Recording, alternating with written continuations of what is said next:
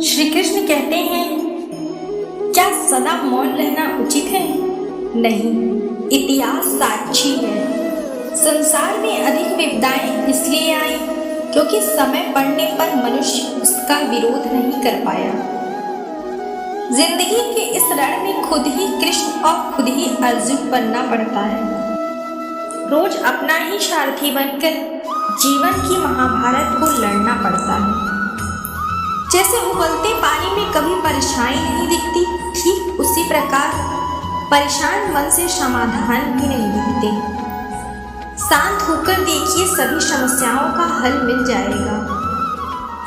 बुराई बड़ी हो या छोटी, हमेशा विनाश का कारण बनती है, क्योंकि नाव में छेद छोटा हो या बड़ा, नाव को डुबा ही देता है। भगवान श्री कृष्ण की 10 शिक्षाएं आपके जीवन जीने के तरीके को बदल देगी। आपको हमेशा परिणामों की चिंता किए बिना अपना कर्तव्य निभाना चाहिए। श्री कृष्ण कहते हैं कि हम अपने कर्तव्यों को पूरा करने के लिए पैदा हुए हैं, जिसके हम हकदार हैं।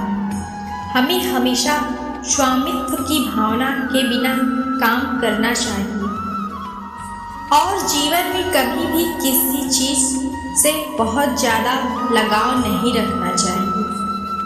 परिणामों पर ध्यान केंद्रित करने से उम्मीदें बढ़ती हैं और उम्मीदें केवल दुख और उदासी पैदा करती हैं। बस कर्म तुम्हारा कल होगा। कर्म में यदि सच्चाई है तो कर्म कहाँ निष्फल होगा। हर एक संकट का हल होगा, आज नहीं तो कल होगा। अपने जीवन में सभी भूमिकाएं ईमानदारी और दिल से निभानी चाहिए। जीवन में हमारी कई अलग अलग भूमिकाएं हैं। बेटी बेटे, पति पत्नी, बहन भाई, दोस्त गुरु और कई अन्य लोगों की भूमिका। कृष्ण कहते हैं कि आपको जो भी भूमिका मिले उसे हमेशा प्रसन्नता और ईमानदारी से निभाना चाहिए। हमारे मन में उनमें से हर एक जिम्मेदारी के प्रति समर्पित भाव होना चाहिए। सब कुछ अच्छे के लिए होता है। श्री कृष्ण के अनुसार हर कोई अपने कर्मों का फल भोग रहा है। हम अपने अतीत, वर्तमान या भविष्य के बारे में कुछ नहीं कर सकते। आपको लग सकता है कि जीवन में कुछ भी ठीक नहीं हो रहा है, लेकिन इस पर चिंता करने से आपको कोई फायदा नहीं होगा, क्योंकि समय बीतने के साथ आपके दुख का कारण सामने आ जाएगा। हमें हमेशा वही मिलता है जो हमारे लिए अच्छा होता है। इसलिए हमें हर चीज पर नियंत्रण करने की कोशिश करना बंद कर देना चाहिए। जितना आप प्राप्त करते हैं उससे अधिक दें। हम एक दिन बनने के लिए ही पैदा हुए हैं। हम जीवन में भले ही धन दौलत हासिल कर लें, लेकिन आखिरी सांस के साथ हम सब कुछ पीछे छोड़ देंगे। श्री कृष्ण कहते हैं, व्यक्ति को सदैव दाता बनना चाहिए। लोगों के लिए और अधिक करें और हमेशा जितना प्राप्त करें उससे अधिक लौटाएं। एक बार उनके मित्र सुदामा ने उन्हें चावल उपहार में दिए और बदले में कृष्ण ने उन्हें 2 लोक और सोने का एक घर दिया। कृष्ण और सुदामा की मित्रता आज भी अनुकरणीय है। हमेशा दूसरों की रक्षा करने का प्रयास करें। इस संसार में मानवता का सबसे बड़ा कार्य है कमजोरों की रक्षा करना।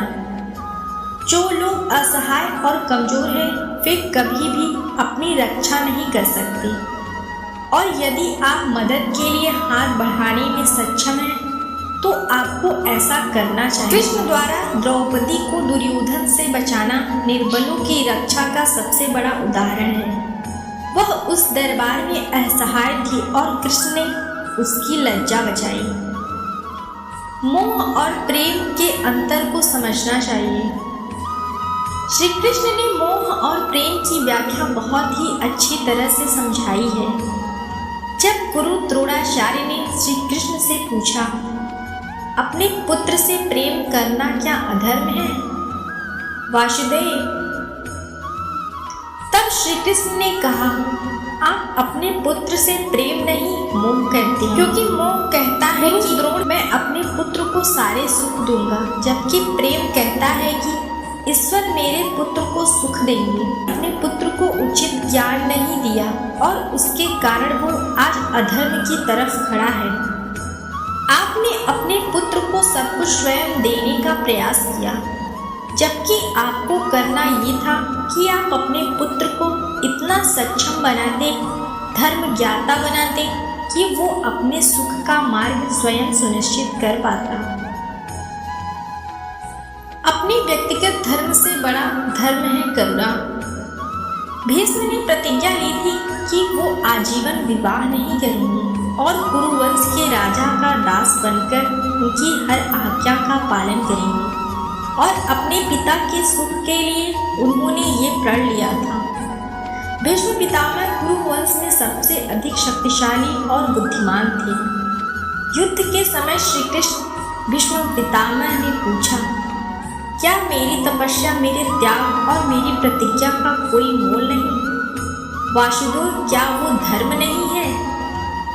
तो इस पर श्री कृष्ण ने उत्तर दिया, पितामह, आपने अपनी व्यक्तिगत धर्म को महत्व दिया और अपनी आंखों के सामने अनेक बार अधर्म और अत्याचार देखे, परंतु आप मौन रहे, जबकि आपके पास धर्म का ज्ञान भी, लेकिन आप अपने व्यक्तिगत प्रतिज्ञा से बंधे रहे। आपने विश्व कल्याण के बारे में नहीं सोचा। यदि एक भी प्राणी की करुणा के लिए प्रतिज्ञा तोड़नी पड़े तो वो धर्म है। आपने तो अपनी प्रतिज्ञा धर्म को बचाने के लिए अनेकों अधर्मों में भागीदार बन गए। हमेशा शांत और संयमित रहें। श्री कृष्ण के अनुसार एक बुद्धिमान व्यक्ति अपने मन को नियंत्रित करना जानता है। उन्होंने सिखाया है कि इंसान को हमेशा शांत रहना चाहिए। जीवन में कुछ भी अस्थायी नहीं है। हमें कभी भी भौतिकवादी चीजों को गंभीरता से नहीं लेनी चाहिए। श्री कृष्ण ने साधारण जीवन के साथ साथ राजसी जीवन भी जिया, लेकिन जीवन के दोनों चरणों में वे तटस्थ रहे। आपको हर समय हीरो की भूमिका निभाने की जरूरत नहीं। कई बार ऐसा हुआ जब कृष्ण ने किसी लड़ाई से बचने के लिए या किसी स्थिति से निपटने के लिए अंडरडॉग की भूमिका निभाई, क्योंकि वह जानते थे कि वह हर बार हीरो की भूमिका निभाना जरूरी नहीं। कलियामन से युद्ध करने के बजाय उन्होंने युद्ध से भागकर एक गुफा में छिपने का मार्ग चुना, क्योंकि उसको मारना संभव नहीं था, और उस गुफा में सो रहे एक ऋषि के हाथों धंसा कर दिया। हमें हमेशा स्थिति को सर्वोत्तम तरीके से संभालना चाहिए, और इसके लिए यदि हमें अपने अहंकार को दबाने की आवश्यकता है तो हमें करना चाहिए। कभी कभी नायक की भूमिका निभाने से दूसरों को नुकसान हो सकता है, इसलिए यह महत्वपूर्ण है कि हम शांत रहें। अपने आप को कभी कम मत समझो।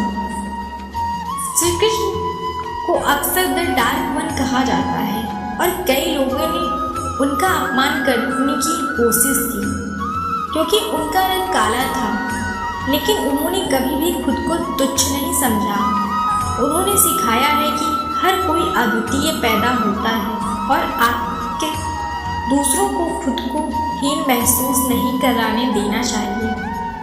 जब आप लोगों को अपने बारे में निर्णय लेने की अनुमति देते हैं तो यह आपके आत्मसम्मान घातक प्रभाव डालता है। हमेशा खुद पर विश्वास रखें और खुद को सबके बराबर समझें।